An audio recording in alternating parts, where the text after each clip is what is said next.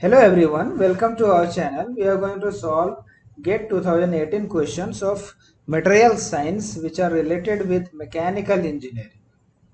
So these are the questions.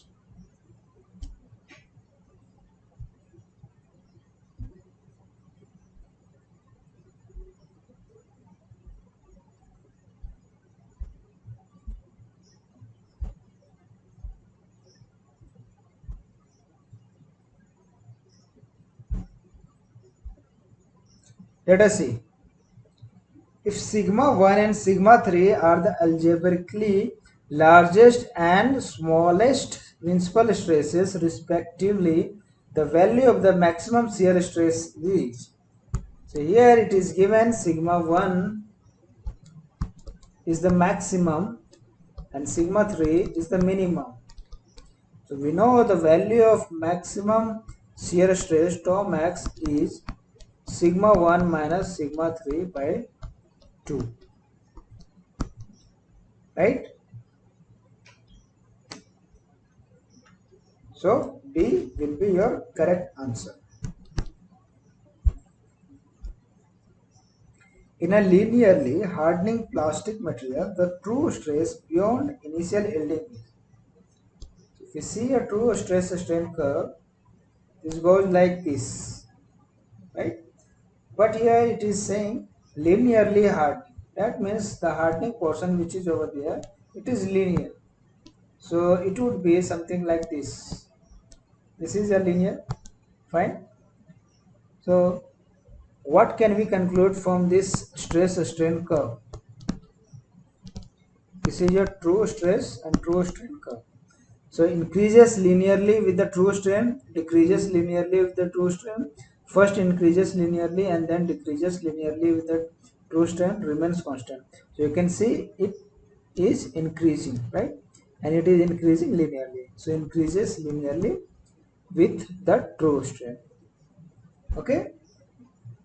Next.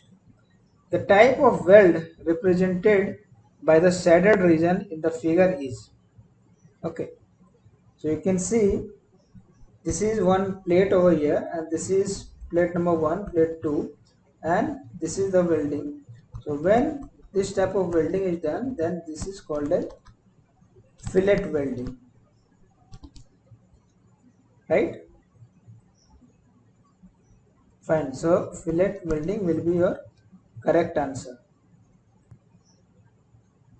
Let us see other type of weld like plug welding. So plug welding is done something like this, where we have a plate and we make a hole over here and we keep the another plate over here like something like this. Okay, and we do the welding, the metal deposition in this portion, right? We do the metal deposition in this portion.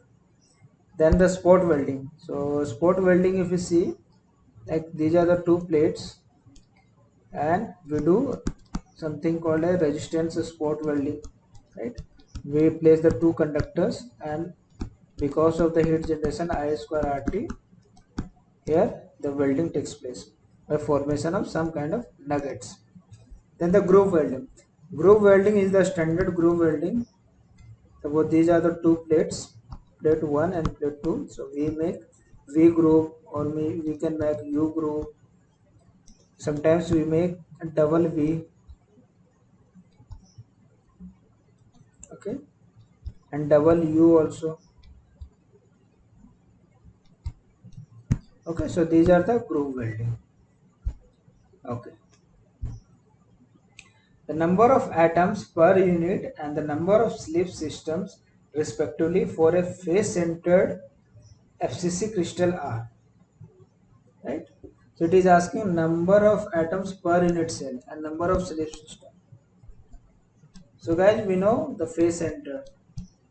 This is a face center where we have atoms at all 8 corners and the face center, the 6th face center, right? So when we have 8 corners atoms, so it will be 1 by 8 into 8 atoms, right? it will be one atom.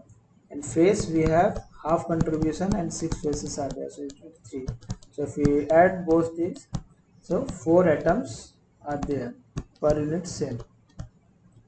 And the slip system in FCC is 12, right? So this is your correct answer.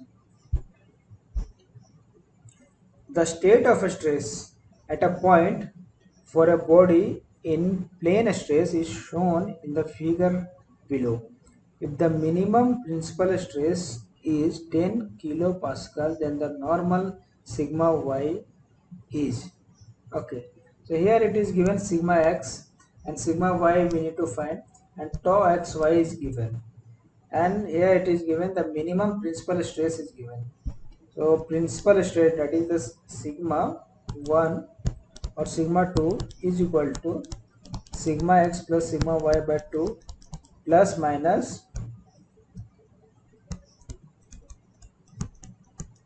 whole square plus 2xy whole square. So this is the formula which tells you about the principal stresses. So when we put plus sign, then it comes sigma 1, which is your maximum principal stress, and sigma 2 the minimum principal stress, right? Okay, so we will choose this sigma 2, which is the minimum one. So sigma 2 we can write sigma x plus sigma y by 2 minus root over sigma x minus sigma y by 2 whole square plus tau x square y whole square. So sigma 2 is 10, sigma x is 100, sigma y we need to calculate. Okay, fine. So 100 minus sigma y by 2 whole square plus tau xy, that is 50,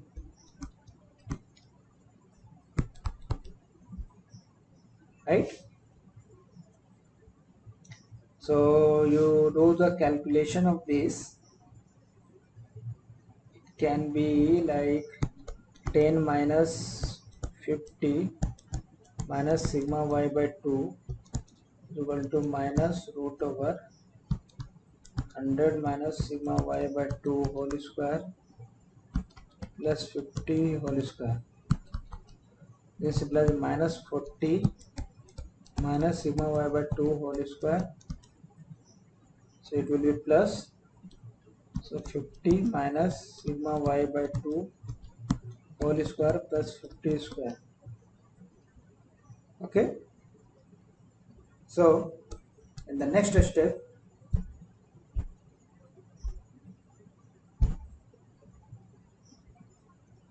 I am writing over here the next step. So this implies 40 square plus sigma y square by 4 plus 40 sigma y is equal to 2 into 50 square plus sigma y square by 4 minus 50 sigma y. So see, this will be cancelled. So from here 90 sigma y is equal to 3400. Sigma y is equal to 3400 by 90. It will be 37.77. Right? That was the thing which we had to calculate. That is sigma y. Now let us proceed. The maximum reduction in cross-sectional area per pass, that is R, of a cold wire drawing process is R is equal to 1 minus e to the power minus n plus 1, where n represents the strain hardening coefficient.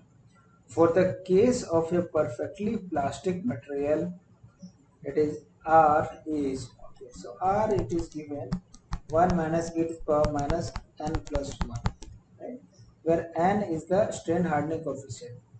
Now we know if we use the stress strain curve, the true stress strain curve, then we know the relation sigma equal to k epsilon to the power n, right? Now here it is given this is for a perfectly plastic material. So if you see the stress strain curve of a perfectly plastic material is goes like this. That means After this yield point, the stress is independent of strain, right? Stress is constant. Okay, so this can be only when n is equal to 0. So that means sigma equal to will have some value k, right? So n equal to 0 for a perfectly plastic material. So the reduction will be 1 minus e power minus 0 plus 1 is equal to 1 minus e power minus 1, that is 1 minus 1 by e. Now if you find this one, then it comes around 0.632, fine, and this gives the reduction. Okay, now let us move. A plane slab of thickness L and thermal conductivity K is heated with a fluid on one side. This is the fluid, one side, that is P. Okay, this is your side P, and the other side Q is maintained at a constant temperature, that is 25 degrees centigrade. As shown in the figure, the fluid is at 45 degrees centigrade and the surface heat transfer coefficient H is 10 watt per meter square Kelvin. Okay, so H value is this. The steady state temperature, that is Tp, in degree centigrade of the side which is exposed to the fluid is. Okay, so one heat transfer is taking place using this fluid, right? Suppose it happens like this, and the next heat transfer is taking place in the material, right? This is the plane slab, right? So let this temperature be Tp and this be Tq.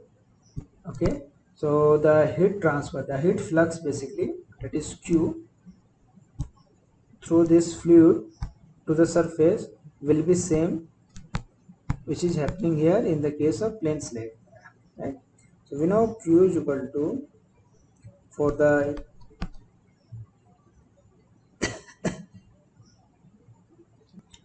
through this convection of the fluid, that is Q is equal to HA delta T.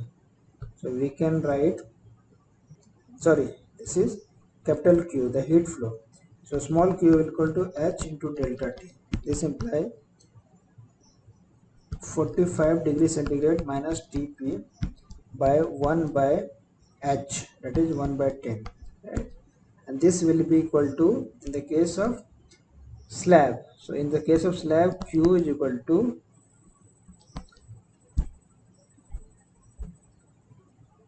Tp minus Tq by L by K, right?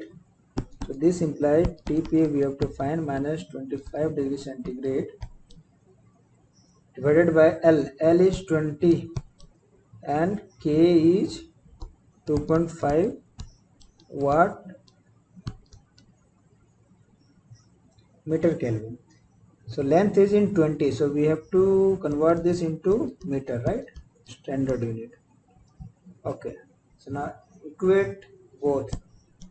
So 45 minus Tp by 1 by 10 is equal to Tp minus 25, it will be 20,250, right? Fine. So this can be written like this.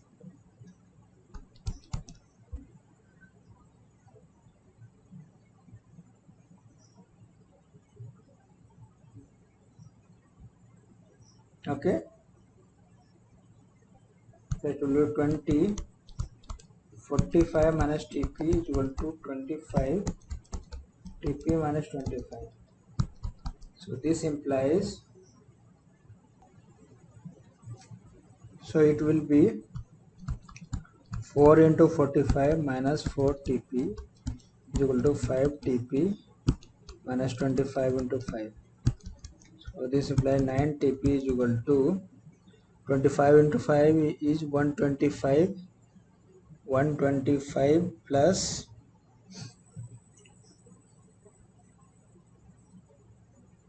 180, it will be 305. So Tp is equal to 33.8 degrees centigrade, right? Okay. The next one, the true stress true strain diagram of a strain hardening material is shown in figure. First, there is loading up to point A, that is up to a stress of 500 MPa and a strain of 0.5. Then from point A, there is unloading up to point B, that is to stress of 100 MPa. Given that the Young's modulus E is 200 GPa, the natural strain at point B is, okay, so we have to find the natural strain at point B. So first we'll calculate this strain. Suppose let it be BC. Then BC will be what? Sigma by E, right? So this value of sigma, that is AC by the tangent, the slope. E is basically the slope, right? So AC will be how much? It will be 500 minus 100 divided by E. E is how much? 200 to 10 power 3. It is in GPa, right? So 400 by 200 into 10 power 3. That means it is point 0.002. Fine. So we have to calculate this EV. EV is equal to 0.5, the total strain minus 0.002. This plus 0.499, it will be 0.498. Fine. So this is the answer. Next, a bar is compressed to half of its original length. So this is the bar, and it has been compressed to half its original length. The magnitude of true strain produced in the deformation bar is, okay, so the magnitude of true strain. So strain we know ln LF by Li. Since it is compressive one, so we will apply the negative sign here. So minus ln LF is L naught by 5, sorry, L naught by 2, means half. L naught by 2 by L naught. So this is equal to ln 2. So ln 2 is equal to 0.693. Okay. So thank you. Hope this will help you in your GATE.